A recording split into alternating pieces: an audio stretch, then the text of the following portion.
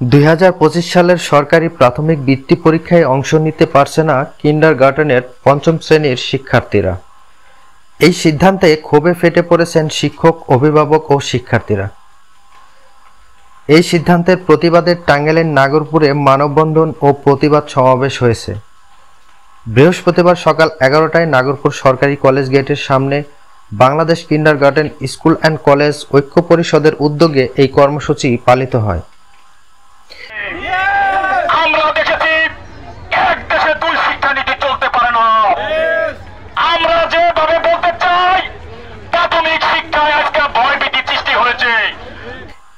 এ সময় বক্তারা বলেন, এই সিদ্ধান্ত চরম বৈষম্যমূলক ও হতাশাজনক।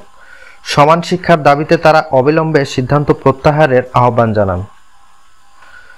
সমাবেশে সভাপতিত্ব করেন মোহাম্মদ গোলাম মোস্তফা গোলাম। এ সময় আরও উপস্থিত ছিলেন বিভিন্ন শিক্ষা প্রতিষ্ঠানের শিক্ষক, অভিভাবক ও শিক্ষার্থীরা। বক্তারা আরও বলেন, শিক্ষার্থীরা মানসিকভাবে ভেঙে পড়বে এবং শিক্ষা ব্যবস্থায় নেতিবাচক প্রভাব পড়বে। তারা জানান, প্রয়োজনে বৃহত্তর আন্দোলনের ডাক দেওয়া হবে। সমাবেশ শেষে বিক্ষোভ মিছিল শহরের প্রধান সড়কগুলো প্রদক্ষিণ করে কর্মসূচির সমাপ্তি ঘটে।